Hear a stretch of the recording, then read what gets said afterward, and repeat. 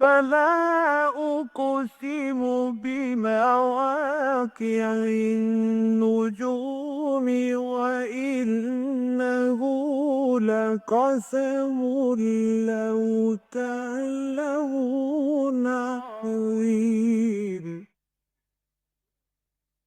إنه لقرآن كريم في كتاب مكنون لا يمسه إلا المطهرون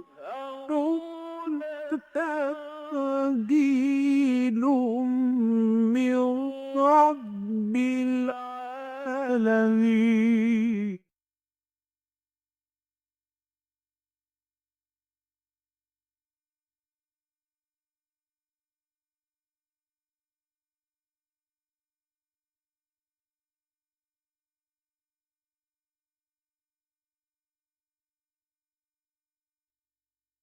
اعوذ باللہ من الشیطان الرجیم بسم اللہ الرحمن الرحیم آمن الرسول بما انزل الیہ من ربہ والمؤمنون کل آمن باللہ وملائکتہ وکتبہ ورسلہ لا نفرق بین احد من رسلہ وقالوا سمعنا واطعنا غفرانك ربنا وإليك المصير لا يكلف الله نفسا إلا وسعها لها ما كسبت وعليها ما اكتسبت ربنا لا تؤاخذنا إن نسينا أو أخطأنا ربنا ولا تحمل علينا إصرا كما حملته على الذين من قبلنا ربنا ولا تحملنا ما لا طاقة لنا به واعف عنا واغفر لنا وارحمنا أنت مولانا فانصرنا على القوم الكافرين آمین صدق اللہ العظیم رب اشرح لی صدری ویسر لی امری واحلل عقدۃ من لسانی یفقہوا قولی اللہم ربنا الہمنا رشدنا واعذنا من شرور انفسنا اللہم ارنا الحق حقا وارزقنا اتباعہ وارنا الباطل باطلا وارزقنا اجتنابہ اللہم وفقنا لما تحب وترضى وتقبل منا فإنک خیر المتقبلین آمین یا رب العالمین۔ یہ سورہ بقرہ کی آخری دو آیات ہیں جو ابھی میں نے تلاوت کی ہیں اور آپ نے سماعت فرمائیں۔ ہم ان کو کہہ سکتے ہیں خواتیم سورۃ البقرہ، سورہ بقرہ کی خاتمہ سورت کی آیات۔ اس ضمن میں سب سے پہلے تو میں یہ چاہتا ہوں کہ آپ حضرات قرآن مجید کا جو اسلوب ہے اس کے اس ایک اہم مسئلے کو سمجھ لیجئے کہ بالعموم ایکسیپشنز تو ہیں، لیکن بالعموم یہ قاعدہ ہے کہ قرآن حکیم کی خاص طور پر جو قدر طویل صورتیں ہیں ان کی ابتدائی آیات اور اختتامی آیات کی خصوصی فضیلت ہے۔ یہ فضیلت روایات کے ذریعے سے بھی معلوم ہوتی ہے، یہ فضیلت ان کے اپنے انداز اور ان کے اپنے مضمون سے بھی ظاہر ہوتی ہے، نہایت جامع ہوتی ہیں اور یوں سمجھیے کہ نہایت مؤثر ہوتی ہیں۔ اور اس کا ایک خاص تعلق اس سے ہے جس کو میں نے بارہا بیان کیا ہے کہ قرآن حکوم کا اسلوب جو ہے وہ خطبات کا ہے۔ قرآن نہ تو شاعری ہے، نہ جیسے ہم آج کل سمجھتے ہیں کہ کوئی تصنیف اور اس کے ابواب ہوتے ہیں۔ اب ظاہر بات ہے کہ کوئی تصنیف ہے، اس کے ابواب ہیں، تو ایک بحث پہلی ایک باب میں ختم ہو جائے گی، پھر دوبارہ اس پر گفتگو نہیں ہوگی، اگلے باب میں اگلی بحث آئے گی، تیسرے باب میں پھر اور بحث آگے بڑھے گی، پہلی باب میں جو باتیں آئی تھیں وہ ریپیٹ نہیں ہوگی۔ اس طریقے سے تدریجاً ایک باب کے بعد دوسرے باب سے گزرتے ہوئے کتاب کا ایک مضمون مکمل ہو جائے گا۔ ویسے ایک اور بھی ہمارے یہاں ہے جسے ہم کہتے ہیں کہ مجموعہ مقالات، کلیکشن آف ایسیز، یہ بھی ہوتا ہے کہ ہر ایسے اپنی جگہ پر ایک وحدت ہے، ایک یونٹ ہے، اس میں مضمون شروع ہوا اور اپنی بحث مکمل ہوئی، اختتام کو پہنچ گیا۔ یہ تمام جو ہمارے معروف جو اسالیب ہیں، قرآن مجید ان میں سے کسی پر یوں سمجھیے، بلکہ یوں کہنا چاہیے کہ ان اسالیب میں سے کوئی بھی قرآن پر منطبق نہیں ہوتا۔ نہ تو یہ شاعری ہے، نہ یہ ایک کتاب عثمانی میں ہے، جیسا کہ کئی دفعہ میں نے تذکرہ کیا ہے۔ اب قصہ آدم و ابلیس جو ہے قرآن حکیم میں 7 صورتوں میں آیا ہے۔ تصنیف کے اعتبار سے تو یہ اس کی کا ایک جو ہے ایک عیب قرار پائے گا کہ ہاں ایک بات جو ہے 7 ابواب کے اندر چلے اس کے اوپر گفتگو کر رہے بھائی، ایک موضوع کے اوپر ایک گفتگو ایک باب میں بتمام و کمال ہو جانی چاہیے، اس کے تمام پہلو وہاں زیر بحث آ جائے۔ اب بار بار دہرا کر سورہ بقرہ میں آ رہی ہے، سورہ اعراف میں آ رہی ہے، سورہ حجر میں آ رہا ہے مضمون، سورہ بنی اسرائیل میں ہے، سورہ کاف میں ہے، سورہ طٰہٰ میں ہے، چلتا چلا جا رہا ہے سلسلہ، پھر سورہ صاد میں ہے۔ تو یہ تو در حقیقت تو تصنیف کی بات تو یہ نہیں ہوتی۔ اسی طریقے سے مقالات کا انداز بھی قرآن کا نہیں ہے۔ تو قرآن کا انداز کیا ہے؟ قرآن کا اسلوب ہے خطبات کا، اوریشنز، اور یہ مجموعہ خطبات الہیہ ہے کہ مختلف اوقات میں وہ خطبے کی شکل میں قرآن کی آیات نازل ہوتی تھی محمد الرسول اللہ صلی اللہ علیہ وسلم پر، اور خطبے ہی کی صورت میں حضور لوگوں کو منتقل کرتے تھے۔ چونکہ یہی 2 اسلوب تھے کہ جو عرب میں معروف تھے، یا شاعری، شعراء کھڑے ہوتے تھے اپنے قصیدے پڑھ کر سناتے تھے، لوگوں سے داد وصول کرتے تھے، یا پھر خطیب ہوتے تھے قص بن ساعدہ جیسے بڑے قادر الکلام، لوگوں کے اندر جذبات کی آگ بھڑکا دینے والے خطیب بھی ہوتے تھے۔ اسی اعتبار سے حضور نے فرمایا بھی ان من الشعر لحکمۃ و ان من البیان لسحرا، کہ بہت سے اشعار جو ہوتے ہیں وہ حکمت پر مبنی ہوتے ہیں، اور بہت سے خطبات ہوتے ہیں جن میں جادو کا اثر ہوتا ہے۔ ایک خطیب نے جو ہے اتنا جوش دلا دیا ہے اپنے سننے والوں کو کہ وہ فوراً نکل آئے میدان میں، انہوں نے تلواریں ہاتھ میں لے لی، یا جو بھی ان سے کرنے کا حکم دیا گیا اس کے لیے اپنی جانیں لڑا دی۔ تو یہ اصل میں قرآن جو ہے یہ خطبے کی شکل میں ہے، خطبات الہیہ کو جمع کیا گیا ہے قرآن مجید کی شکل میں۔ اب خطبے کا یہ اسلوب جو ہے یہ سمجھ لیجئے کہ لازم ہوتا ہے کہ ایک خطیب جب بات شروع کرے تو وہ اتنا کلام جو ہے دلچسپ انداز کا ہونا چاہیے کہ اپنے تمام سامعین کی توجہ کو مبذول کر لے، اپنے اندر سب متوجہ ہو جائیں۔ جب تک کہ ایسا مؤثر آغاز نہیں ہوگا تو خطبہ جو ہے ناکام رہ جائے گا۔ پھر اس میں خطیب جو ہے جو بات سمجھانا چاہتا ہے اس کے دلائل ہے، دائیں سے بائیں سے ادھر سے ادھر سے تاریخی شہادت، عقلی دلیلیں وغیرہ دے کر پھر جب وہ ختم کرے گا، پھر کوئی ایسی جامع بات ہونی چاہیے کہ جس کا لاسٹنگ امپریشن رہے، کہ وہ اس جلسے میں جو بھی لوگ موجود تھے وہ آخری بات تو ان کے دل میں ترازو ہو جائے، وہ بات لے کر اٹھے کہ اب یہ کام ہے جو ہمیں کرنا ہے۔ تو گویا کہ خطبات میں ان کے آغاز اور ان کے اختتام کی بڑی اہمیت ہوتی ہے۔ ویسے شاعری میں بھی آپ کو معلوم ہے کہ مختلف اس کے لیے اصطلاحات ہیں، مطلع اور مقطع۔ مطلع وہ ہوتا ہے جو پہلا شعر ہے کسی غزل کا، قصیدے کا، اور مقطع وہ ہے جس پر کہ جا کر وہ قصیدہ جو ہے یا جو بھی غزل ہے وہ ختم ہوئی ہے۔ تو آخر کا اور ابتدا کا اہمیت کا معاملہ تمام تقریباً اسالیب میں ہے۔ تو قرآن مجید کی صورتوں میں بھی خاص طور پر جو سائزیبل ہیں، ذرا بڑے سائز کی ہیں، ان میں آپ دیکھیں گے کہ فواتح سور اور خواتیم سور ان کی خصوصی اہمیت ہے، خصوصی فضیلت ہے۔ روایات میں بھی آتی، مثلا سورہ بقرہ کی ابتدائی آیات، اختتامی آیات، بڑی فضیلت ان کی آئی۔ سورہ آل عمران کی ابتدائی آیات اور آخری آیات، ان فی خلق السماوات والارض واختلاف اللیل والنہار لآیات لأولی الالباب الذین یذکرون اللہ قیاما وقعودا وعلی جنوبہم۔ اب یہ آیات جس شب نازل ہوئی ہیں، حضور پر ایک عجیب کیفیت طاری رہی ہے، ساری رات گریہ طاری رہا آپ پر، آپ روتے رہے، کبھی کھڑے ہوئے، کبھی بیٹھے ہوئے، کبھی لیٹے ہوئے اللہ کو یاد کر رہے ہیں، اور ان کیفیات کی جو ہے وہ در حقیقت وہ عکاسی ان آیات کے اندر موجود ہے۔ تو اسی طریقے سے یہ جو 2 آیتیں ہیں سورہ بقرہ کی جو ابھی میں نے تلاوت کی ہیں، یہ بھی بڑی ہی فضیلت کی اس میں احادیث بھی آئی ہیں۔ ان کے بارے میں یہ بھی کہا گیا ہے، یہ مستدرک حاکم میں بھی ہے، بیہقی میں بھی روایت ہے، کہ یہ عرش اعظم کے نیچے کے خزانے کے 2 اہم موتی ہیں، نہایت خوبصورت موتی۔ اور بعض روایات میں یہاں تک آیا ہے کہ یہ آپ کو عطا ہوئے تھے حضور صلی اللہ علیہ وسلم کو شب معراج میں، بحیثیت تحفے کے۔ اللہ کے نبی حاضر ہوئے ہیں اللہ کے دربار میں، وہاں پر جو ملاقات ہوئی ہے تو اس کے بعد اللہ تعالیٰ نے اپنے نبی کو تحفے عطا کیے امت کے لیے. تو یہ دو در حقیقت تحفے ہیں جو محمد الرسول اللہ کو شب معراج میں عطا ہوئے ہیں امت کے واسطے. اگرچہ یہ صورت جو ہے یہ مدنی ہے، لیکن یہ دو آیتیں اس اعتبار سے مکی شمار ہوگی. اس کو کہ الاتقان میں فی علوم القرآن جو بہت ہی جامع کتاب ہے، انسائکلوپیڈیا ہے، اس میں اس بات کو واضح کیا گیا ہے کہ بقیہ سارا قرآن تو حضور کو آسمان سے اتار کر زمین پر پہنچایا گیا ہے. یہ دو آیتیں وہ ہیں جو حضور کو آسمان پر بلا کر وہاں انہیں عطا کی گئی ہیں. اس حوالے سے ان کی خصوصی فضیلت ہے.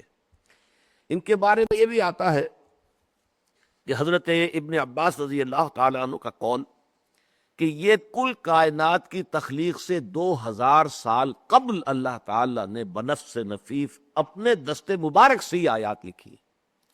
واللہ عالم، ہم ان کیفیات کو جان نہیں سکتے، اللہ کے دست کی کیا کیفیت ہے، اس کو لکھنے کا کیا مفہوم ہے، لیکن یہ کہ یہ بہرحال ہمارے لیے استعارات ہیں یا ہمیں متشابہات میں شمار کریں گے، لیکن یہ کہ یہ قول بھی ان دو آیات کے بارے میں ہمیں حضرت ابن عباس کا ملتا ہے. اس طرح حضرت علی اور حضرت عمر رضی اللہ تعالی عنہما، ان دونوں کے اقوال ملتے ہیں کہ وہ شخص بڑا ہی بد نصیب ہے اور ناسمجھ ہے کہ جو رات کو سو جاتا ہے بغیر ان دو آیات کو پڑھے ہوئے.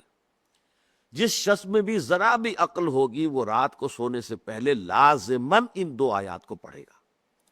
یہ قول بھی ملتا کہ حضور نے فرمایا کہ یہ جو عرش اعظم کے خزانوں کے دو موتی ہیں، تم اب خود بھی ان کو اچھی طرح یاد کرو اور اپنی خواتین کو اور بچوں کو بھی یاد کراؤ. اور گویا کہ یہ عادت ڈال دی جائے کہ ہر شب میں انسان جو ہے سونے سے پہلے ان آیات کو پڑھے. اور ایک یہ معمول آپ نے دیکھا بھی ہوگا کہ مردے کے دفن کرنے کے بعد پھر جب قبر وغیرہ تیار ہو گئی، اوپر پانی کا چھڑکاؤ بھی دے دیتے ہیں، تو پھر یہ بھی ایک معمول ہے کہ کوئی ایک قاری یا حافظ جو بھی ہے وہ کھڑا ہو قبر کے سرہانے کی طرف اور سورہ بقرہ کی جو ابتدائی آیات ہے، الف لام میم ذالک الکتاب لا ریب فیہ ھدی للمتقین الذین یؤمنون بالغیب ویقیمون الصلاۃ ومما رزقناہم ینفقون والذین یؤمنون بما انزل الیک وما انزل من قبلک وبالآخرۃ ھم یوقنون اولئک علی ھدی من ربہم واولئک ھم المفلحون. اس کی تلاوت کرے. اور کوئی دوسرا شخص جو ہے قبر کے پائنتی کی طرف یعنی میت کے قدموں کی طرف کھڑا ہو کر پھر وہ یہ دو آیات جو ہے آمن الرسول بما انزل الیہ من ربہ والمؤمنون یہاں سے لے کر اور اگلی آیت کے اختتام تک. تو یہ بھی روایت اور اس میں بڑا ایک حسن قائم ہو جاتا ہے اصل میں کہ ان ابتدائی آیات میں بھی ایمان کے اجزاء کا ذکر ہے کہ ایمان بالغیب ہے، پھر یہ کہ ایمان ہر اس شے پر ہے جو محمد صلی اللہ علیہ وسلم پر نازل ہوئی اور ہر اس شے پر جو آپ سے پہلے نازل کی گئی، پھر خاص طور پر آخرت پر ایمان تو یقین کے درجے کا ہونا چاہیے. اسی طریقے سے اسی ایمان کے تذکرے سے یہ آیت شروع ہو رہی ہے آمن الرسول بما انزل الیہ من ربہ والمؤمنون کل آمن باللہ وملائکتہ وکتبہ ورسلہ. تو اس اعتبار سے ایک معنوی ربط بھی ان دونوں مقامات کے مابین ہے. بہرحال یہ میں نے چند باتیں آپ سے گوشتگار کی ہیں ان دو آیات کی فضیلت کے ضمن میں خاص طور پر. اب آئیے ہم ان کا مطالعہ کرتے ہیں. آمن الرسول بما انزل الیہ من ربہ والمؤمنون، تصدیق کی رسول نے اس شے کی کہ جو اس پر نازل کی گئی اس کے رب کی جانب سے، اور تصدیق کی اہل ایمان نے. یہاں بڑا ایک اہم مسئلہ زیر بحث ہے، وہ یہ ہے کہ یہ تصدیق کی اصل بنیاد کیا ہوتی. پہلی بات تو یہ کہ یہ آیت اس اعتبار سے بڑی ہمارے دل کو لگنے والی آیت ہے کہ اس میں حضور کے لیے بھی ہے کہ حضور بھی ایمان لائے ہیں. اصل میں تو ایمان جو ہے وہ حضور پر ایمان ہے، ہم حضور پر ایمان رکھتے ہیں صلی اللہ علیہ وسلم، لیکن یہ کہ یہ مرحلہ حضور پر بھی آیا ہے، حضور بھی ایمان لائے ہیں. اور قرآن مجید میں بعض مواقع پر کہا گیا آپ کے کہہ دیجئے انا اول المؤمنین انا اول المسلمین، سب سے پہلا ایمان لانے والا تو میں ہوں. اور ایمان کے جو لفظی معنی ہے، جبکہ اس کے ساتھ تعدیہ جو ہے با کے ساتھ ہو یا لام کے ساتھ ہو، ورنہ اگر بغیر مجرد ان کے حروف جار کے بغیر اگر آئے گا، پریپوزیشنز نہیں ہوں گی، تو ایمان کے معنی امن دینا ہے، کسی کو امن دینا، امن عطا کر دینا. اسی معنی میں مومن جو ہے اللہ کے ناموں میں المومن، امن عطا فرمانے والی ذات، وہ ذات کے جو لوگوں کو امن عطا کرتی ہے. تو المومن کے معنی ہوں گے امن دینے والا. لیکن جب یہ با آ جاتا ہے یا لام لام میں سرسری طور پر، اور با جو ہے وہ ہے یقین اور وثوق اور گہرائی کے ساتھ، تو اس کے معنی ہوتے ہیں تصدیق، پورے یعنی سمجھئے کہ قلب کی گہرائی سے کسی شے کی تصدیق کرنا. تو یہ ایمان با، ایمان باللہ، ایمان بالرسول، ایمان بالآخرہ، ان چیزوں کی تصدیق کرنا پورے قلب کی گہرائی کے ساتھ، شعور کی گہرائیوں کے ساتھ. اب یہاں سوال آیا کہ آمن الرسول بما انزل الیہ من ربہ والمؤمنون، تو میں یہاں تھوڑی سی گفتگو آج کرنا چاہتا ہوں کہ اس تصدیق کی نوعیت کیا ہے. ظاہر بات ہے کہ تصدیق کی جاتی ہے کسی شخص کی طرف سے کسی بات کی جو کہ خود اسے پہلے سے معلوم ہو. میں آپ کی تصدیق کرتا ہوں، کیا مانی؟ اس کا مطلب یہ ہے کہ جو بات آپ کہہ رہے ہیں وہ میرے علم میں ہے پہلے سے، میں تصدیق کر رہا ہوں. کسی شے کی تکذیب ہوگی، جھٹلایا جائے گا، یا تصدیق ہوگی، تو تصدیق کے لیے تو کچھ نہ کچھ پہلے سے اس مصدق تصدیق کرنے والے کے اندر کوئی شے موجود ہونی چاہیے جس کی بنا پر وہ تصدیق کرتا ہے. وہ کیا شے ہے جو انسان کے اندر ہوتی ہے جس کی بنا پر وہ تصدیق کرتا ہے؟ یہ ہے اصل مسئلہ. ماہیت ایمان کو سمجھنے کے لیے بات کہ در حقیقت ایمان جو ہے وہ قلب انسانی میں، قلب انسانی کی مکین ہے روح انسانی، اس روح انسانی میں یہ ایمان موجود ہے. صرف ذہول کے پردے پڑ گئے ہیں، غفلت کے پردے پڑ گئے ہیں، اپنی دنیاوی مشغولیات میں آ کر ادھر توجہ نہیں ہوئے، دل کی طرف اور روح کی طرف کسی کا کوئی رجحان ہی نہیں ہے. اس وجہ سے وہ باتیں جو ہے وہ ذہن سے نکلی ہوئی ہیں، ادھر توجہ ہی نہیں ہے، وہ آپ کے فوکس آف اٹینشن کے اندر نہیں ہے، ورنہ وہ تو اندر ہے. یہ روح جو ہے، جو کہ الامر من اللہ ہے، قل الروح من امر ربی، جس کو اللہ تعالیٰ نے متعدد مقامات پر اپنی ذات کی طرف جو ہے منسوب کیا ہے. وَنَفَخْتُ فِيهِ مِن رُوحِي، اس میں میں اپنی روح میں سے پھونک دوں. سورہ سجدہ میں بھی وَنَفَخَ فِيهِ مِن رُوحِهِ، اللہ نے اس میں اپنی روح میں سے پھونک دیا. تو اگرچہ ہم اس کے معنی یہ نہیں لیتے کہ اللہ کی روح کا کوئی جز تھا جو آگے آئے، بلکہ یہ کہ اس کی کہتے یہ تشریف، اس کی عظمت اور اس کی ذات باری تعالیٰ کے ساتھ فی الجملہ قرب کی وجہ سے اس کو اللہ تعالیٰ نے اس طریقے سے اپنی ذات کی طرف منسوب کیا ہے. لیکن اس روح انسانی کے اندر دو چیزیں موجود ہیں، اچھی طرح سمجھ لیجئے.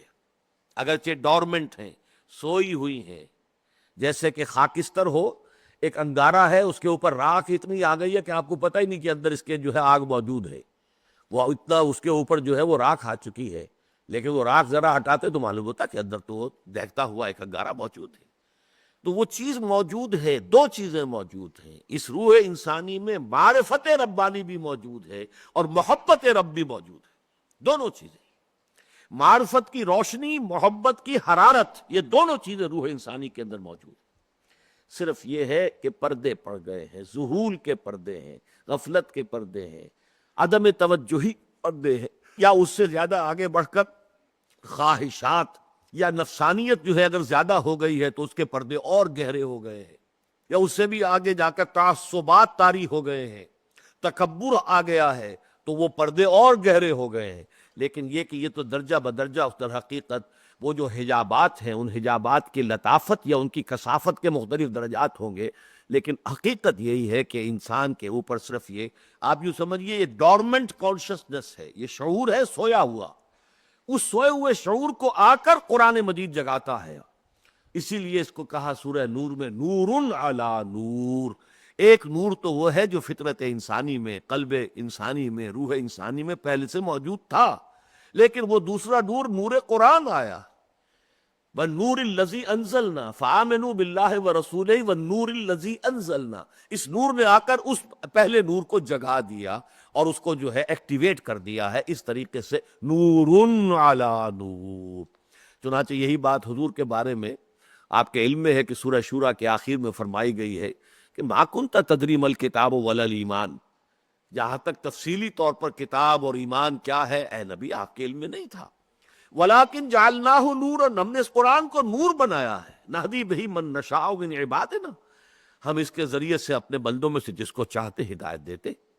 وَإِنَّكَ لَتَهْدِي إِلَىٰ صِرَاطٍ مُّسْتَقِيمٍ. اب جب یہ قرآن آپ پر نازل ہو گیا، آپ کے وجود میں سرایت کر گیا، آپ کا باطن اس سے جگمگا اٹھا، منور ہو گیا، اب آپ ہدایت دیں گے نوع انسانی کو. إِنَّكَ لَتَهْدِي إِلَىٰ صِرَاطٍ مُّسْتَقِيمٍ.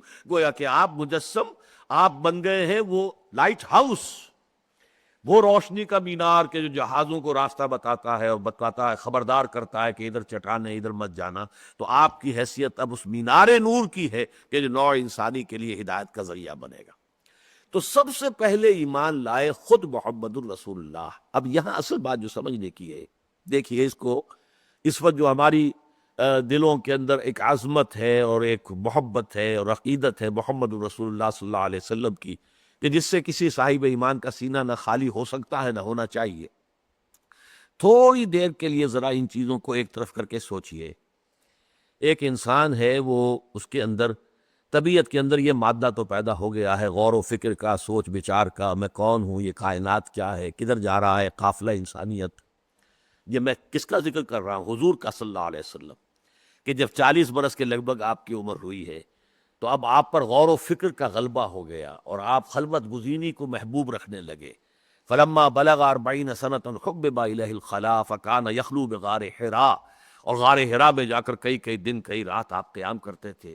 یتحنس فیہ، وہاں آپ عبادت کرتے تھے۔ عبادت کیا کرتے تھے؟ شراح حدیث کا کہنا یہ ہے کہ کان صفت و تعبدہ فی غار حراء التفکر والاعتبار، غور و فکر، سوچ بچار، میں کون ہوں، یہ کائنات کیا ہے، اس کی حقیقت کیا ہے، یہ قافلہ انسانی کدھر روا دوا ہے، یہ ظلم کیوں ہے، یہ تعدی کیوں ہے، یہ گندگی میں انسان کیوں ملوث ہو جاتا ہے، غور و فکر کر رہے ہیں۔ اچانک ایک روز جو ہے یہ معاملہ پیش آ گیا، فرشتہ آ گیا۔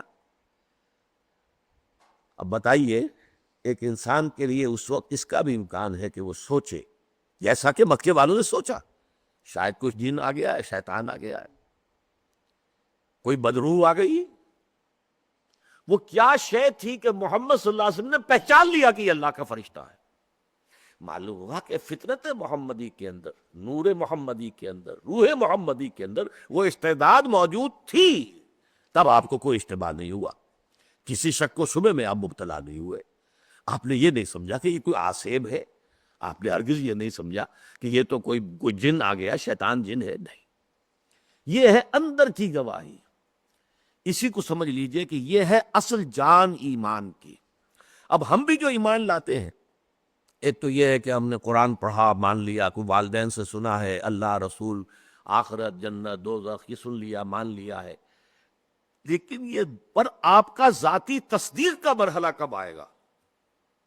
جبکہ آپ کو اپنے اندر سے گواہی معلوم ہو کہ واقعی یہ صحیح ہے، وہ تصدیق ہوگی اصل میں تو، کہ آپ کے اندر سے کسی شے نے اس کی گواہی دی ہے۔ اور یہ در حقیقت تبھی ہوگا جب وہ روح کچھ بیدار ہو۔ اگر وہ سوئی پڑی ہے، مردہ ہے، بالکل یوں سمجھیے کہ اس کے اندر دم ہی نہیں ہے، بے دم ہو چکی ہے، بے سدھ ہو چکی ہے، تو کیا ہوگا؟ کچھ بھی نہیں۔ لیکن اگر وہ بیدار ہے، اس کو کسی طریقے سے بیدار کیا گیا ہے، تو پھر یہ ہے کہ وہ اندر سے گواہی دے گی کہ ہاں یہ صحیح ہے۔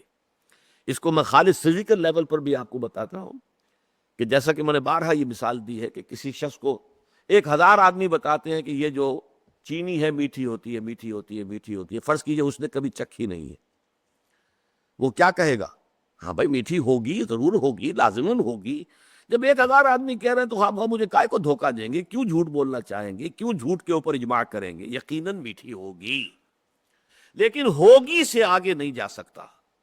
البتہ جب وہ چینی اپنے منہ میں رکھ کر چکھ لیتا ہے تو کہتا ہے میٹھی ہے، اب یہ ہوگی سے ہے بدل گیا۔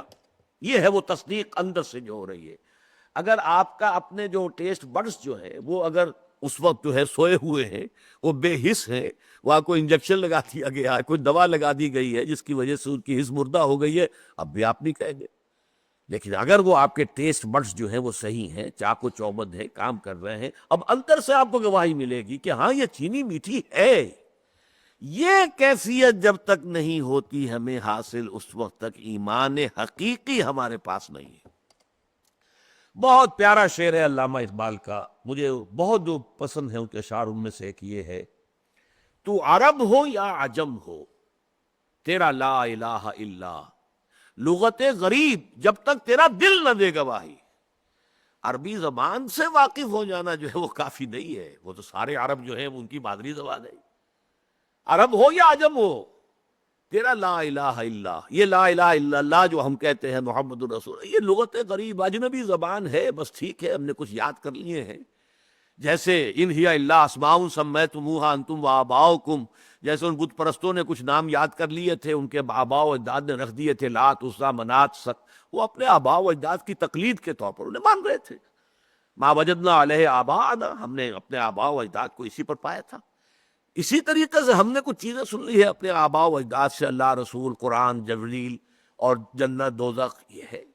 یہ میرا اور آپ کا ذاتی ایمان تب بنے گا جب آپ کے اپنے اندر سے، قلب کی گہرائی سے اس کی تصدیق نمودار ہو جائے۔ یہ ہے اصل ایمان۔ تو عرب ہو یا عجم ہو، تیرا لا الہ الا لغت غریب جب تک تیرا دل نہ دے گواہی۔ یہ دل کی گواہی ہوتی ہے جو روح انسانی کی گہرائی سے ابھرتی ہے۔ اللہم اجعلنا منہم، اللہ تعالی ہمیں اس کی توفیق عطا فرمائے۔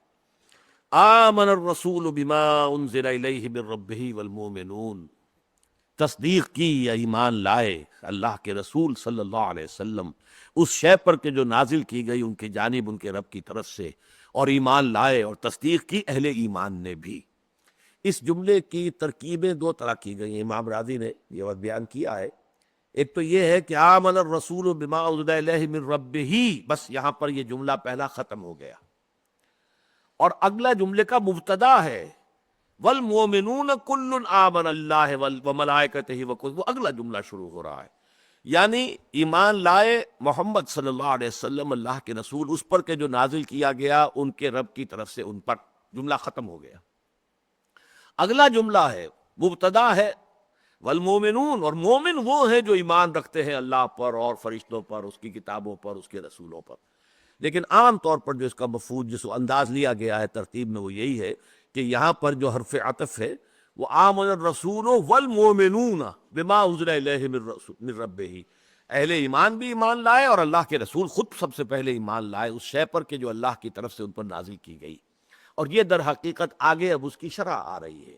کن کن باتوں کی تصدیق کی ہے؟ کل آمن باللہ، اور یہ کل میں اب شامل ہیں حضور صلی اللہ علیہ وسلم بھی اور صحابہ بھی، محمد الرسول اللہ والذین معہ، یہ سب کے سب اس میں شامل ہیں۔ کل آمن باللہ وملائکتہ وکتبہ ورسلہ، جو ایمان لاتے ہیں، یقین رکھتے ہیں اللہ کی ذات پر پورے وثوق کے ساتھ، پوری تصدیق قلبی کے ساتھ، وملائکتہ، اور اس کے فرشتوں پر، وکتبہ، اور اس کی تمام کتابوں پر، ورسلہ، اور اس کے تمام رسولوں پر۔ یہ اصل میں نوٹ کر لیجئے، اس سورہ بقرہ میں یہ 3 مقامات ہیں۔ یہ جو ایمانیات ہیں، کن کن چیزوں پر ایمان ہے، آرٹیکل آف فیتھ، یا تو بالکل شروع میں آیا الذین یؤمنون بالغیب ویقیمون الصلاۃ ومما رزقناہم ينفقون والذین یؤمنون بما انزل الیک وما انزل من قبلک وبالآخرۃ هم یوقنون، 3 اہم ترین ایمانیات کا ذکر وہاں آیا۔ یا یہ آیت ہے کل آمن باللہ وملائکتہ وکتبہ ورسلہ، یا پھر بالکل عین درمیان میں 21ویں رکوع کی جو پہلی آیت ہے، آیت البر، یہ اس میں آیا ہے وَلَٰكِنَّ الْبِرَّ مَنْ آمَنَ بِاللَّهِ وَالْيَوْمِ الْآخِرِ وَالْمَلَائِكَةِ وَالْكِتَابِ وَالنَّبِيِّينَ۔ تو سورہ بقرہ میں بالکل یہ توازن کے ساتھ بالکل درمیان میں 21ویں رکوع کی پہلی آیت، پہلے رکوع کی پہلی ابتدائی آیات، اور یہ آخری جو رکوع ہے اس کی بھی یہ آخری آیات کے اندر یہ ایمانیات جو ہے ان کی تفصیل آئی ہے۔ کل آمن باللہ وملائکتہ وکتبہ ورسلہ لا نفرق بین احد من رسلہ۔ اب یہاں پر یہ نہیں کہا کہ وہ کہتے ہیں، وہ بات آگے آ رہی ہے، قالو، وہ یہ کہتے ہیں، لیکن یہاں جو ہے اس طریقے سے اسے ساتھ جوڑا گیا ہے کہ تاکہ یہ ایمان بالرسالت کا جزو لازم سمجھا جائے، اس میں حرف عطف کی وجہ سے کوئی مغایرت نہ آ جائے، اور درمیان میں یہ کہ یہ وقالو، یہ قول ان کی طرف سے نہ ہو، بلکہ یہ گویا کہ انہی ایمانیات کا ایک جزو لازم ہے کہ لا نفرق بین احد من رسلہ، ہم ہرگز تفریق نہیں کرتے اس کے رسولوں میں سے کسی ایک میں بھی۔ اس کا مطلب کیا ہے؟ تفریق اور تفضیل میں زمین و آسمان کا فرق ہے۔ تفریق بین الرسل یہ ہے کہ کسی کو مانے کسی کو نہ مانے۔ اب یہودی سب کو مانتے ہیں سوائے حضرت عیسیٰ اور حضرت محمد کے صلی اللہ علیہ وسلم علیہ الصلوۃ والسلام، لیکن یہ کفر ہو گیا۔ عیسائی سب کو مانتے ہیں اور حضرت عیسیٰ کو مانتے ہیں، حضور کو نہیں مانتے، کفر ہو گیا۔ ایک رسول اور ایک نبی کا کفر بھی کفر ہے۔ یہاں پر کوئی تفریق جو ہے جائز نہیں ہے، یہاں تک کہ اجمالاً ہم اس کو مانتے ہیں کہ بے شمار رسول اللہ نے بھیجے ہیں، بے شمار انبیاء بھیجے ہیں، 313 رسول اور 1.24 لاکھ نبی، اور لیکن اگرچہ ہم تعین کے ساتھ تو صرف انہی کو نبی اور رسول مانتے ہیں جن کا ذکر قرآن میں آیا ہے، لیکن اصولاً ہم جانتے ہیں کہ اور بھی بہت سے رسول آئے. فَمِنْهُمْ مَنْ قَصَصْنَا وَهُمْ عَلَيْهِ مِنْ قَبْلُ وَمِنْهُمْ لَمْ نَقْصُصْهُمْ عَلَيْكَ. اے نبی، ہم نے وہ بھی رسول اور نبی ہے جن کا ذکر آپ کے سامنے کیا ہے پہلے، اور ایسے بھی ہے جن کا ذکر نہیں کیا ہے. بہت سے رسول ہیں، اور کسی بھی دوسرے شخص کے بارے میں گمان ہو سکتا ہے کہ شاید وہ رسول ہوں. کوئی مسلمان یہ کہے کہ گوتم بدھ بھی ہو سکتا ہے کہ رسول ہوں، یہ کہنے کا حق حاصل ہے. کوئی اگر یہ سمجھے کہ کنفیوشس ہو سکتا ہے کہ رسول ہو، اس کو کہنے کا حق حاصل ہے. اگر کوئی شخص یہ کہے کہ کرشن جی مہاراج جو ہو سکتا ہے کہ نبی ہو، کہنے کا حق حاصل. یقین سے نہیں کہہ سکتے ہم. یقین سے ہم صرف یہ کہیں گے کہ وہ جن کا ذکر قرآن مجید میں ہے، جن کے اسماء گرامی آ گئے، وہ اللہ کے نبی، اللہ کے رسول. ان میں سے کسی ایک کی بھی نفی کر دینا جو ہے وہ کل کی نفی ہے. یہ ایک وحدت ہے. اسی لیے قرآن مجید میں آیا ھذا امتکم امۃ واحدہ، یہ تمہاری ایک امت ہے اور یہ امت واحدہ ہے. اس امت واحدہ میں سے ایک کی نفی سب کی نفی ہو جائے گی. اس لیے لا نفرق بین احد من رسلی، ہم تفریق نہیں کرتے. فرق اسی کو کہتے ہیں علیحدہ علیحدہ کر دینا، کس چیز کو پھاڑ دینا، بیچ میں سے علیحدہ علیحدہ کر دینا. یہ فرق جیسے کہ سمندر پھٹا تھا، کان کل فرق کا طود العظیم، تو دونوں حصے پھٹ کر جو ہے وہ چٹان کے مانند پانی کے کھڑے ہو گئے تھے. اس اعتبار سے فرق کے معنی علیحدہ کر دینا. البتہ تفضیل یہ ہے جس کا کہ خود اسی سورہ مبارکہ میں ہم پڑھ چکے ہیں، 30 پارے کی پہلی آیت، تلک الرسل فضلنا بعضهم علی بعض، ان رسولوں میں سے بعض کو بعض پر ہم نے فضیلت دی ہے. فضیلت مطلقہ محمد الرسول اللہ صلی اللہ علیہ وسلم کی. اگرچہ آپ نے اس کو آپ حکمت تبلیغ کہیں یا حضور صلی اللہ علیہ وسلم کا تواضع ہے، انتہائی تواضع ہے کہ وہ کہتے ہیں کہ مجھے یونس ابن متہ پر بھی فضیلت مت دو. آپ کا یہ حکم ہے. ہم خواہ جو ہے وہ دوسرے نبیوں کے اوپر حضور کی فضیلت جو ہے اس کا ذکر کرتے ہیں، بیان کرتے ہیں، یہ حضور کے حکم کی خلاف ورزی ہے. وہ یہ نہیں چاہتے کہ آپ لوگوں کو حضرت موسیٰ پر حضور کی فضیلت کو آپ بیان کرتے رہیے. یہودی جو ہے وہ خامخواہ ایک انقباض محسوس کرے گا، آپ کی بات ہی نہیں سنے گا. کیا ضرورت ہے؟ عطر آنس کے خود میں بویت، نہ کہ عطار میں بویت. عطر تو وہ ہے کہ جو خود ہی خوشبو اپنی دے رہا ہے، معلوم ہے کہ یہ خوشبو ہے، اس کے اندر یہ عطر ہے، تو عطار کے کہنے سے کیا ہوگا؟ اگر اس کے اندر عطر میں خوشبو ہی نہ ہو تو عطار صاحب چاہے کتنا ہی اس کے قلابے ملاتے رہے، یہ اتنا عمدہ ہے اور اتنا اعلیٰ ہے، آپ نہیں مانیں گے. لیکن وہ تو خود جو ہے اپنی خوشبو دے رہا ہے. تو حضور کا مقام اتنا اونچا ہے، اتنا بلند ہے کہ اس کو بیان کرنے کی ضرورت ہی نہیں. جیسے ذات باری تعالیٰ حمید ہے، از خود محمود ہے، کوئی حمد کرے نہ کرے، آپ سے آپ اس کی حمد ہو رہی ہے. اس قدر بلند و بالا ہستی ہے. ایسے ہی انبیاء اور رسل میں حضور کا مقام ہے کہ آپ کو کسی حمد کی حاجت مشاطہ نیست، صورت دل آرام را، کوئی ضرورت نہیں. لیکن یہ کہ اصولاً ہم مانتے ہیں کہ فضیلت مطلقہ محمد الرسول اللہ صلی اللہ علیہ وسلم کو، البتہ جزوی فضیلتیں بعض کو بعض پر ہیں. کلم اللہ موسیٰ تکلیما وآتینا داؤد زبورا، مختلف جگہ پر مختلف انداز میں مختلف نبیوں کے کچھ خصائص ہیں جن کا بیان ہوا ہے. حضرت ابراہیم کو واتخذ اللہ ابراہیم خلیلا، اللہ نے انہیں اپنا خلیل بنا لیا. حضرت موسیٰ سے ایسے کلام کیا جیسے کلام کیا جاتا اس زمین پر رہتے ہوئے. شب معراج میں تو حضور سے بھی مخاطبہ اور مکالمہ ہوا، لیکن زمین پر رہتے ہوئے اور پردے کی اوٹ سے. صرف یہ کہ اللہ کو دیکھا نہیں ہے، لیکن آواز اللہ ہی کی تھی، وہ کلام اللہ ہی کا تھا. یہ خاص فضیلت ہے حضرت موسیٰ علیہ السلام کی. تو فضیلت کے اندر کوئی شک و شبہ نہیں، البتہ تفریق جو ہے وہ کفر ہے. اسی کا ایک عکس سمجھ لیجئے صحابہ کے بارے میں ہے. صحابہ میں بھی تفضیل ایک دوسرے پر کوئی حرج نہیں، لیکن تفریق، بعض صحابہ کو ماننا بعض کو نہ ماننا، بعض سے محبت کا ہونا اور بعض سے اپنے دلوں کی محبت سے خالی کر لینا، یہ بہت بڑی گمراہی ہو جائے گی.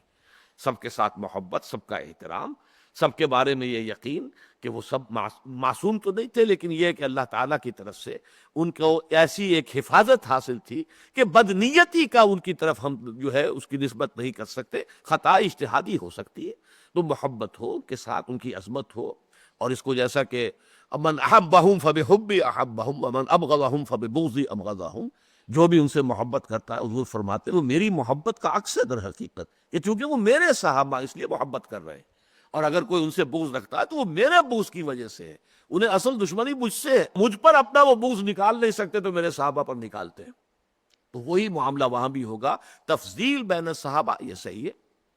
افضل البشر بعد الانبیاء بالتحقیق ابو بکر صدیق، ان کے بعد حضرت عمر، پھر حضرت عثمان، پھر حضرت علی، پھر 6 باقی جو ہیں عشرہ مبشرہ میں سے، پھر یہ کہ جو بھی اصحاب بدر میں سے ہیں باقی، پھر جو بھی اصحاب بیعت ہیں، اصحاب شجرہ بیعت رضوان میں جو شامل تھے، پھر وہ جو فتح مکہ سے پہلے ایمان لائے، پھر وہ جو فتح مکہ کے بعد ایمان لائے، یہ درجات ہیں۔ تو فرمایا کل آمن باللہ وملائکتہ وکتبہ ورسلہ لا نفرق بین احد من رسلہ۔ اس کو ذرا نوٹ کیجئے اس اسلوب کو کہ یہاں واو یا قالو کچھ نہیں لایا گیا تاکہ بالکل دفعتاً یہ شیء معلوم ہو جائے کہ ایمان بالرسل کا یہ لازمی جزو لا ینفک ہے، لا نفرق بین احد من رسلہ۔ وقالوا، اب آ گیا وقالوا سمعنا واطعنا غفرانک ربنا والیک المصیر۔ ایک تو ان کا ایمان اور تصدیق ہے، ایک ان کا طرز عمل ہے۔ وہ کیا ہے؟ وہ فوراً کہتے ہیں قالوا سمعنا واطعنا، پروردگار ہم نے سنا تیرا کلام اور ہم نے اطاعت قبول کی، ہم نے تسلیم کیا، بدل و جان تسلیم ہے تیرا ہر حکم۔ وقبلت جمیع احکامہ، یہ جو آتا ہے ایمان مجمل میں آمنت باللہ کما ہوا باسمائہ و صفاتہ، وقبلت جمیع احکامہ، میں نے اس کے تمام احکام کو بھی تسلیم کر لیا، قبول کر لیا۔ یہ بھی گویا کہ ایمان کا جزو لازم ہے۔ تو فرمایا قالوا سمعنا واطعنا، یہ سمع و طاعت یہ بہت مرتبہ میں بیان کر چکا ہوں، یہ قرآن کی ایک خاص اصطلاح ہے۔ بس فاسمعوا واطیعوا، سمعنا اذ قلتم سمعنا واطعنا، یہ کیوں الفاظ آتے ہیں؟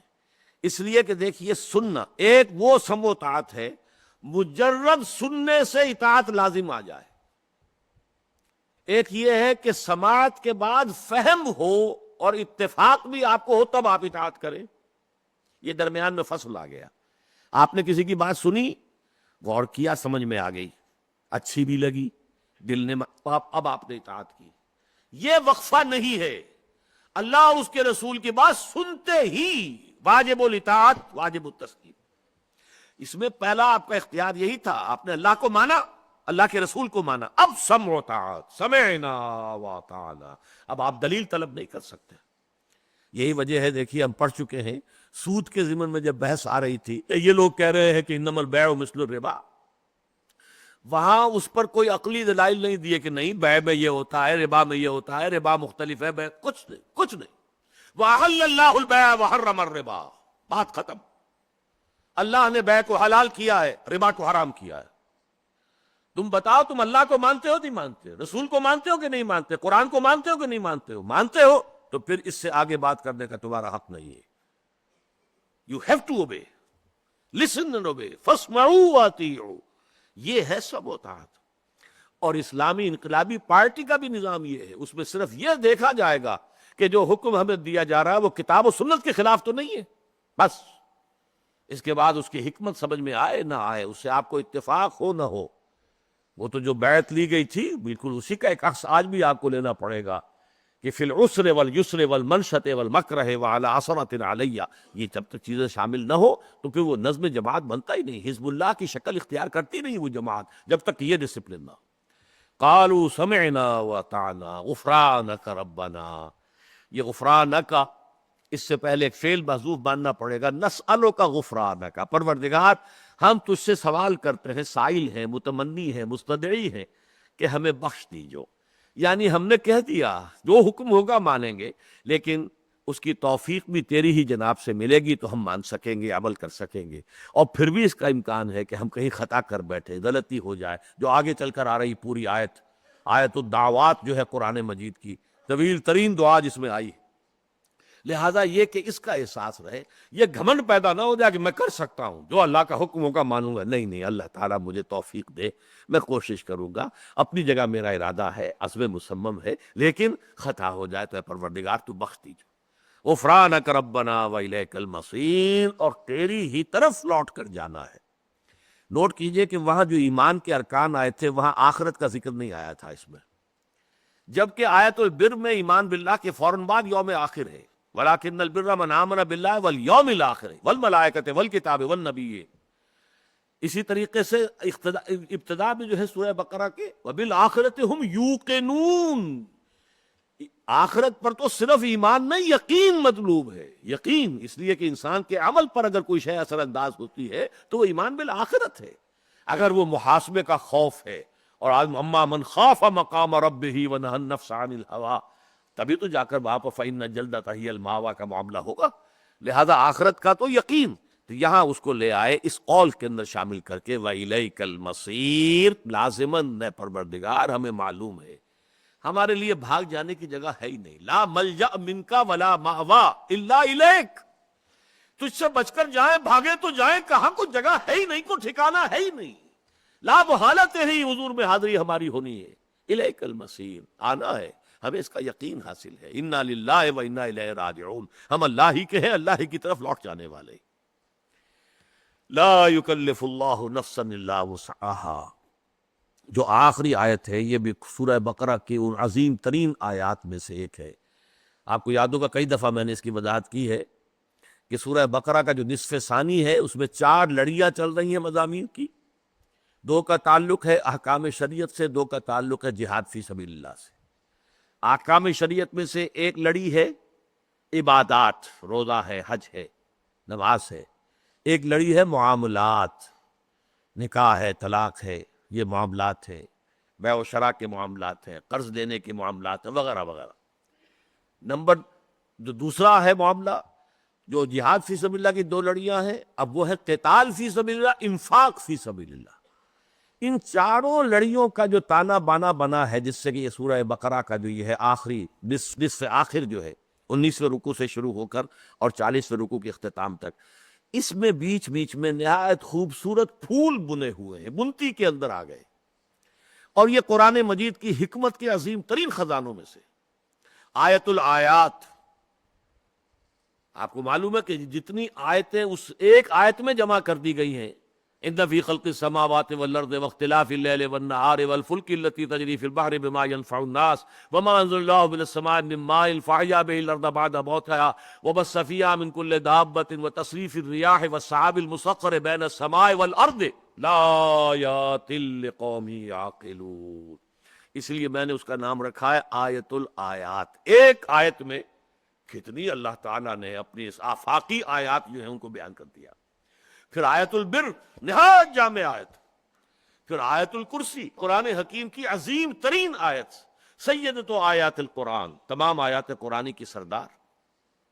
پھر ہم نے آیت الاختلاف اس سے پہلے دیکھی، اختلاف کیوں ہوا، کس لیے ہوا، کس وجہ سے ہوا، اس کا حل کیا ہے۔ پھر اسی طریقے سے آیت الدین، بہت بڑی آیت ہے، بڑی طویل آیت ہے، قرض کے لین دین کے معاملات کے ضمن میں، جس میں کہ اشتباہات ہوتے ہیں، پھر جھگڑے ہوتے ہیں، پھر فساد ہوتے ہیں، اس پہ اس قدر باریک بینی کے ساتھ کتنی طویل آیت ہے۔ اور یہ آخری آیت ہے، اسے آیت الدعوات آپ کہہ سکتے ہیں۔ قرآن مجید میں اتنی لمبی دعاؤں پر مشتمل کوئی اور آیت موجود نہیں، جامع، نہایت جامع، اور اس لیے کہ اس کے مختلف پہلوؤں سے جو ہے دعا کو اس کے اندر جمع کر لیا گیا ہے۔ لیکن اس آیت کا پہلا ٹکڑا جو ہے یہ حکمت دین کا ایک بہت اہم، یوں سمجھیے کہ قیمتی ہیرا ہے۔ یہی وجہ ہے کہ 6 جگہ یہ قرآن مجید میں مضمون آیا ہے۔ لا یکلف اللہ نفسا الا وسعها، اس میں ہمارے لیے بڑی خوشخبری ہے۔ اللہ تعالیٰ کے ہاں جواب دہی جو ہے انسانوں کی، وہ ان کی وسعت کے مطابق ہے۔ اللہ تعالیٰ کے ہاں محاسبہ جو ہے وہ اندھے کی لاٹھی کی طرح نہیں ہوگا کہ ایک ہی پیمانے سے سب کو ناپتے چلے جائیں، نہیں نہیں نہیں۔ اللہ نے کسی کو ذہانت زیادہ دی تھی، اس کا حساب زیادہ لے گا۔ اللہ نے کسی کے اندر کوئی اور صلاحیت زیادہ رکھ دی تھی، اس کا حساب اور زیادہ ہو جائے گا۔ کچھ لوگوں کے اندر وہ صلاحیتیں کم تھیں، ان کا حساب نرم ہو جائے گا۔ کچھ لوگوں کو دولت زیادہ دی تھی، ان کا حساب بہت طویل ہو جائے گا۔ جو یہاں بیچارے ہینڈ ٹو ماؤتھ رہے ہیں، ان کا حساب آسان ہو جائے گا اللہ تعالیٰ کے ہاں۔ تو اس حوالے سے جو کچھ دیا گیا ہے اس کے مطابق حساب ہے ہر شخص کے ساتھ۔ یہی وجہ ہے کہ قرآن مجید کہتا ہے کہ یہ جو اخروی حساب اور محاسبہ ہے یہ خالص انڈیویجول ہے، کلہم آتی ہے یوم القیامت فردا، اس لیے کہ ہر فرد جو ہے یہاں پر دنیا میں مختلف چیزیں لے کر آ رہا ہے۔ اب دیکھیے میری شخصیت بنی ہے ان جینز کی بنیاد پر جو مجھے اپنے والدہ سے اور والد سے ملے۔ آپ کے جینز کچھ اور ہیں، کہیں اور سے آئے ہیں، کسی کے اور ہے۔ میری شخصیت جو ہے ان جینز کا ایک مثر ہے۔ پھر مجھے اللہ نے خاص ماحول میں رکھا، اس کے اثرات مجھ پر پڑے، کسی اور کو کسی اور ماحول میں رکھا، اس پر اس کے اثرات۔ اب یہ سارے فیکٹرز کاؤنٹ نہیں کرے گا اللہ تعالیٰ حساب لیتے ہوئے۔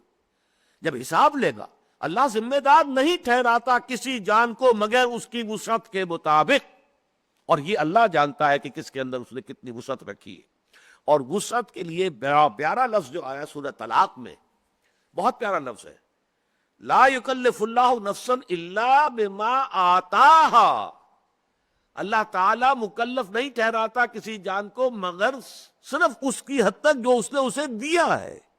یہ جو گیون ہے اللہ کی طرف سے، عام طور پر شاید لوگ سمجھتے ہو مال و دولت دی ہے تو اتنا حساب زیادہ ہو جائے گا، وہ بھی اس میں شامل ہے، لیکن جو میرے لیے گیون ہے وہ تو وہ جینز ہیں جن سے کہ میرا وجود جو ہے وہ ترکیب پایا ہے۔ وہ جینز میرے سیلز کے اندر ہیں، ان کا اپنا ایک مزاج ہے، انہوں نے میری شخصیت کو ایک خاص رخ پر ڈال دیا ہے، مجھے ذہانت دی ہے یا مجھے غبی بنا دیا ہے، یا میرے اندر کوئی حس جو ہے وہ جمالیات کی رکھی ہے یا بالکل نہیں رکھی ہے، بے حس قسم کا انسان ہوں، یہ اللہ تعالیٰ کی طرف سے عطا کردہ جینز ہے۔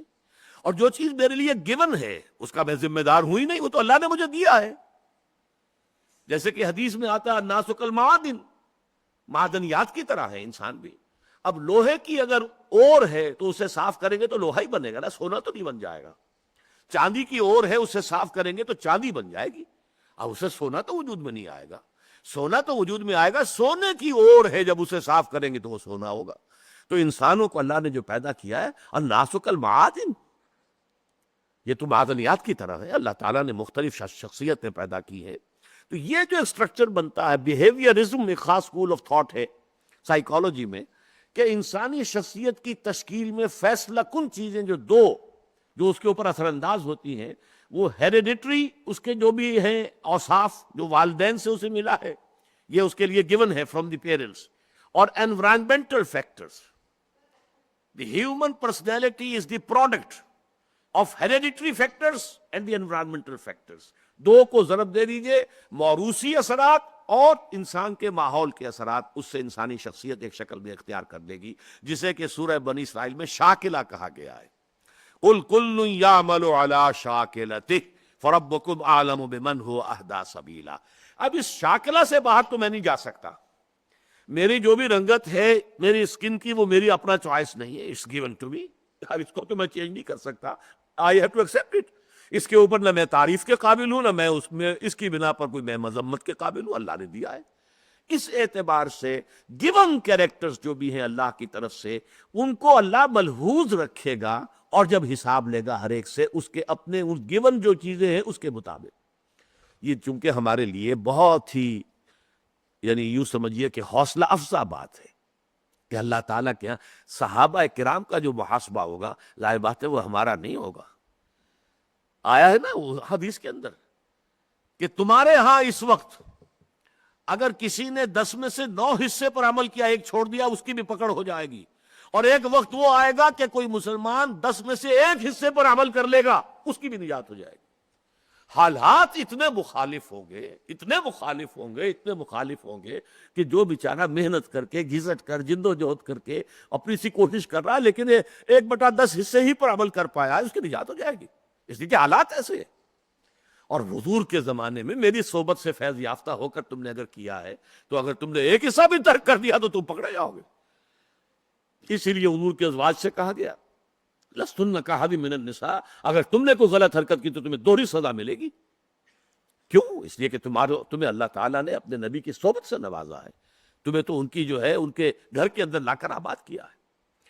تو فرمایا، اب میں گنوا دیتا ہوں آپ کو، لا یکلف اللہ نفسا الا وسعہا، ایک تو یہ سورہ بقرہ کی آیت نمبر 286 میں ہم پڑھ رہے ہیں، لا یکلف اللہ نفسا الا ما آتاہا، یہ سورہ طلاق کی آیت نمبر 7 ہے، لا تکلف نفس الا وسعہا، یہ سورۃ البقرہ کی آیت نمبر 233 ہے، لا نکلف نفسا الا وسعہا، یہ 3 مرتبہ آیا ہے، سورہ انعام آیت نمبر 152، سورہ اعراف آیت نمبر 42، سورہ المومنون آیت نمبر 62، 6 مرتبہ یہ مضمون قرآن میں آیا ہے کہ اللہ تعالیٰ کا جو حساب کتاب لینے والا مسئلہ ہے وہ ایسا نہیں ہے اندھے کی لاٹھی کی طرح ہر ایک کو ایک ہی لاٹھی سے ہانک دیا جائے، نہیں، ہر ایک سے حساب ہوگا، اس کی اپنی انڈیویجول شخصیت میں ہم نے کیا کچھ رکھا تھا، کیا اسے مواقع دیے تھے، کس قسم کی ماحول اسے عطا کر دیا تھا، اس کے باوجود وہ اس معاملے کے اندر ادھر چلا گیا دوسری طرف، وہ بہت بڑا مجرم، بہت بڑا مجرم، بہت بڑا مجرم۔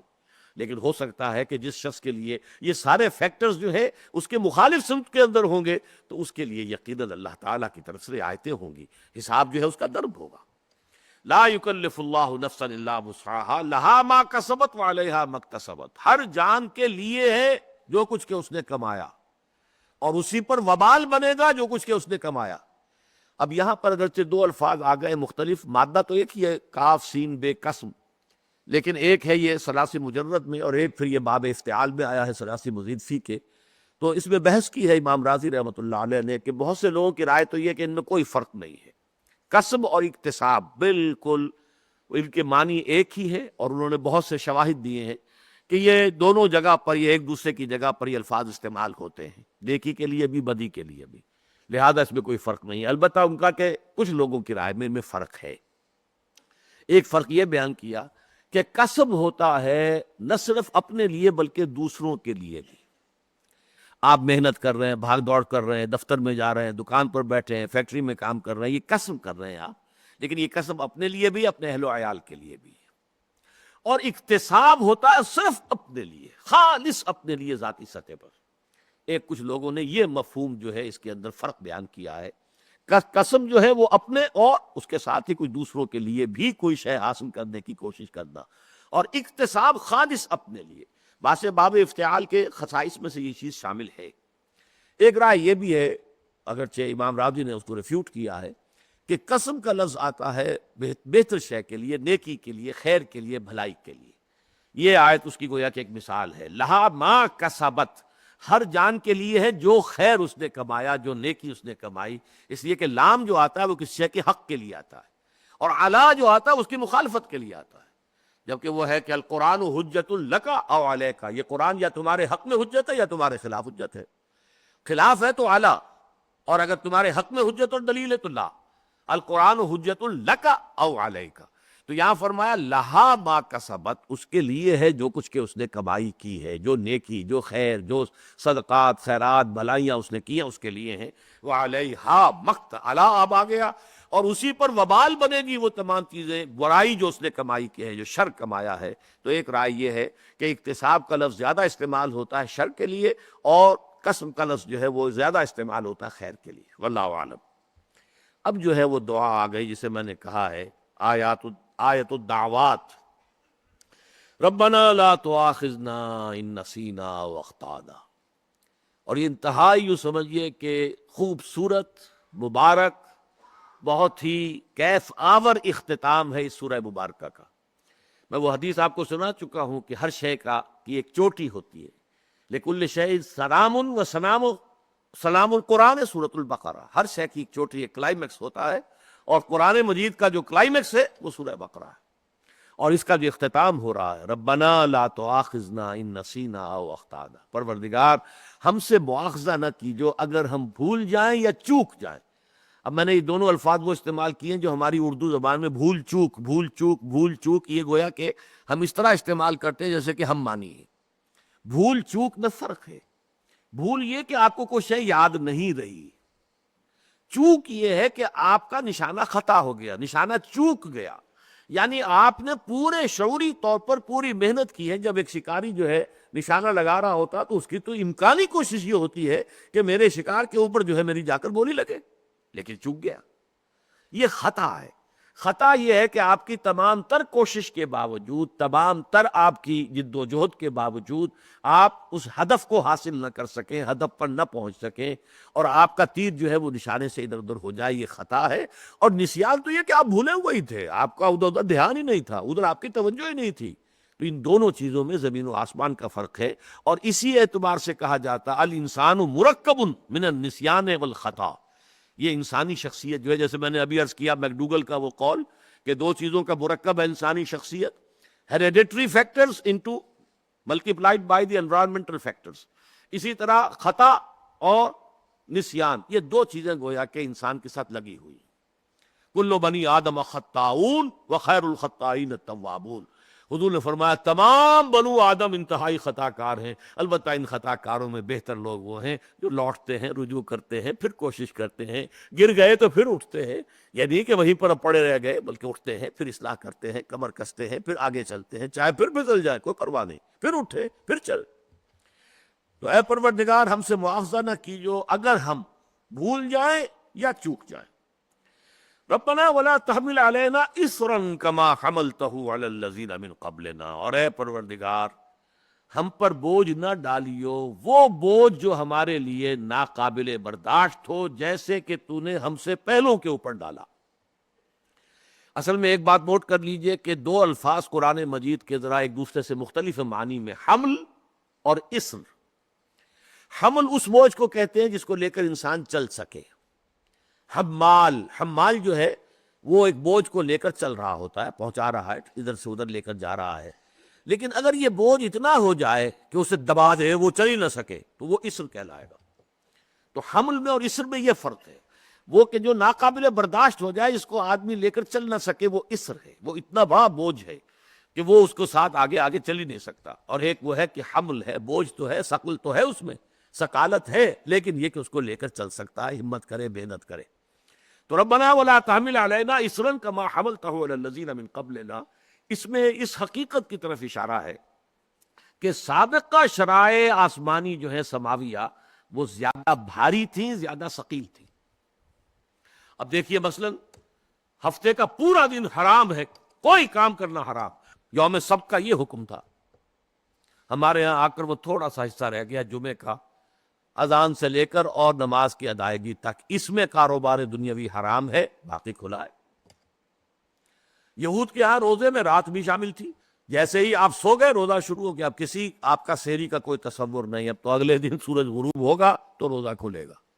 یا یہ کہ ہمارے ہاں سحری اور سحری کی ترغیب، تاکید، تسحروا فإن فی السحور برکہ، سحری ضرور کیا کرو اس لیے کہ سحری میں برکت ہوتی۔ تو بہت سے اعتبارات سے جو ہے وہ چیزیں ہماری شریعت آ کر بہت آسان کی گئی ہے، یہ گویا کہ اللہ تعالیٰ کی طرف سے۔ اور چونکہ یہ سورہ مبارکہ ہم دیکھ چکے ہیں کہ شریعت محمدی علیہ صاحب الصلاۃ والسلام کا جو اصل بلو پرنٹ ہے، جو وہ خاکہ ابتدائی اسی صورت میں تیار ہوا ہے، تو یہاں پر اس کا یہ اصول بھی آ گیا، ربنا ولا تحمل علینا اصرا کما حملتہ علی الذین من قبلنا، پروردگار تو نے پچھلی امتوں پر بہت بوجھ ڈالا، اور اے اللہ ہم پر ویسا بوجھ نہ ڈالیو، ہمارے لیے شریعت کے احکام جو ہے اس کو آسان کر دیجو۔ وَلَا تُحَمِّلْنَا مَا لَا طَاقَةَ لَنَا بِهِ، اب یہ تو ہو گیا ایک شریعت کے جو عمومی ہے، ایک ہر فرد کا معاملہ بھی ہے، ہم پر بوجھ مت ڈالیو جس کی کہ ہمارے اندر طاقت نہ ہو۔ اب ظاہر بات ہے کہ یہ بھی اللہ تعالیٰ کی طرف سے ہوتا ہے، کسی بھی شخص کے لیے کتنا بڑا امتحان، جیسے کہ آپ کو معلوم ہے کیا کہاوت ہے، جن کے رتبے ہیں سوا ان کی سوا مشکل ہے، اور یہ ہماری دنیاوی زندگی ہے ہی امتحان کے لیے۔ اللہ تعالیٰ نے خلق الموت والحیات لیبلوکم ایکم احسن عملا، اللہ تعالیٰ تمہارا امتحان کرنا چاہتا ہے اس حوالے سے، لیکن وہ امتحان اتنا ہو جتنا کہ میں واقعتاً اس میں کامیاب ہو سکوں، اس سے زیادہ کا بوجھ مجھ پر مت ڈال دیجو۔ اب حضرت ابراہیم کا امتحان یہاں تک لے لیا کہ 100 برس کا بوڑھا اور 87 برس کی عمر میں دعائیں مانگ مانگ کر جو بیٹا ملا تھا، حکم یہ دیا جا رہا ہے اس کو ذبح کر دو۔ یہ حکم ابراہیم ہی کو دیا جا سکتا تھا، یہ کسی اور انسان کو نہیں دیا جا سکتا۔ وَاتَّخَذَ اللَّهُ إِبْرَاهِيمَ خَلِيلًا، یہ مقام انہی کا تھا، اور انہوں نے اس کے اوپر عمل کیا، اپنے طور پر تو کر دیا، اللہ نے بچایا، یہ بات دوسری۔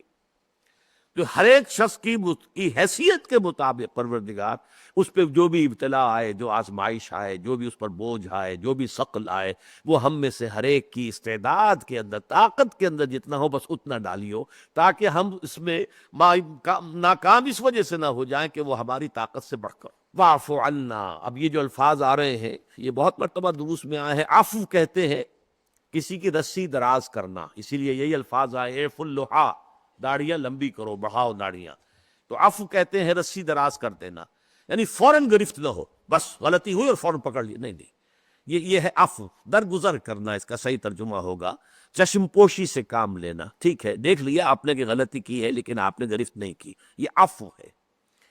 واعف عنا واغفر لنا، غلطی بھی ہو گئی، اس کا اعتراف بھی ہو گیا، گرفت بھی آ گئی، لیکن پروردگار بخش دیجو۔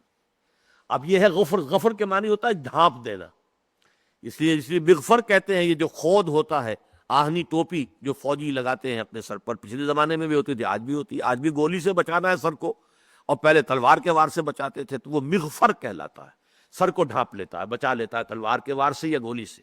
تو یہ غفر ہے پردہ ڈال دینا، پردہ پوشی اس کا صحیح ترجمہ ہمارے یہاں ہوتا ہے، پردہ پوشی کرنا، ہمارے گناہوں ہماری خطاؤں کی پردہ پوشی کیجو۔ ورحمنا، اس سے بھی اگلا قدم یہ ہے پروردگار ہم پر رحمت فرمائی ہو، انت مولانا، تو ہمارا مولا ہے، ہمارا ولی ہے، ہمارا دوست ہے، ہمارا پشت بنا ہے۔ ان الفاظ سے بعض لوگوں کو مغالطہ ہوا ہے کہ یہ مولانا کسی اور کو کہنا جو ہے وہ شرک ہے، یہ صحیح نہیں ہے۔ لفظ مولا جو ہے عربی زبان میں بہت وسیع مفہوم میں آتا ہے، کوئی بھی ایک رشتہ ہو، تعلق ہو، محبت ہو، پشت پناہی ہو، دوستی ہو، حمایت ہو، اس کے لیے لفظ آ جاتا ہے۔ یہاں تک کہ یہ لفظ مولا آتا ہے آزاد کردہ غلام کے اوپر بھی۔ آپ کا ایک غلام تھا، آپ نے اسے آزاد کر دیا، لیکن وہ آزاد ہو کر بھی اس کا آپ کے ساتھ ایک رشتہ تو رہا نا، کہ آپ سابق آقا تھے، وہ آپ کا سابق غلام تھا، تو اسے مولا کہتے ہیں۔ عن صوبان مولا رسول اللہ صلی اللہ علیہ وسلم، روایت کر رہے ہیں حضرت صوبان کہ جو حضور کے آزاد کردہ غلام تھے، تو مولا تو اس کو بھی کہتے ہیں، لہذا اس میں کوئی حرج نہیں ہے، مولانا وغیرہ کسی کو کہہ دینا کوئی حرج والی بات نہیں ہے، اس لیے کہ یہ لفظ مختلف معنی میں آتا ہے۔ اللہ کے لیے ہم استعمال کرتے ہیں تو ہمارا مددگار، حمایتی، پشت پناہ، ہمارے لیے جو ہے مشکل کشا، یہ تمام الفاظ اس میں آ جائیں گے۔ انت مولانا فانصرنا علی القوم الکافرین، پس ہماری مدد کیجو کافروں کے مقابلے میں۔ یہ ٹکڑا اس آیت کا جو آخری الفاظ ہیں، یہ اس اعتبار سے انتہائی معنی خیز ہے، انتہائی معنی خیز، کہ میں آپ کو بارہا بتا چکا ہوں کہ یہ سورہ بقرہ نازل ہوئی ہے ہجرت کے متصلاً بعد سے لے کر اور غزوہ بدر سے متصلاً قبل تک، گویا کہ اس کے نزول کے بعد اب غزوہ بدر پیش آنے والا تھا، لہذا آخری لفظ جو آ رہا ہے وانصرنا علی القوم الکافرین، اے اللہ اب وہ جو دور آ گیا، تو نے ہم پر قتال بھی فرض کر دیا ہے، قاتلوا فی سبیل اللہ الذین یقاتلونکم، یہ مرحلہ اب آ گیا ہے، تو اب ان کافروں کے مقابلے میں ہماری مدد کیجو۔ ہم دیکھ چکے ہیں 33ویں رکوع میں جو حضرت طالوت کے ساتھی تھے ان کی دعا بھی یہی تھی، ربنا افرغ علینا صبرا وثبت اقدامنا وانصرنا علی القوم الکافرین۔ تو وہ جو جنگ ہوئی تھی طالوت اور جالوت کی، در حقیقت وہی جنگ اب ہونے والی تھی، ابو جہل کی زیر سرکردگی جو ہے کفار اور جو مشرکین مکہ ہے، اور ادھر محمد الرسول اللہ صلی اللہ علیہ وسلم کی زیر کمان جو صحابہ کرام ہیں، تو وہی الفاظ جو اس دعا کے تھے اسی پر یہ آیت جو ہے وہ ختم ہو رہی ہے، وانصرنا علی القوم الکافرین، اے اللہ ہماری مدد کیجو اب ان کافروں کے مقابلے میں۔ بارک اللہ لی ولکم فی القرآن العظیم ونفعنی وإیاکم بالآیات والذکر الحکیم۔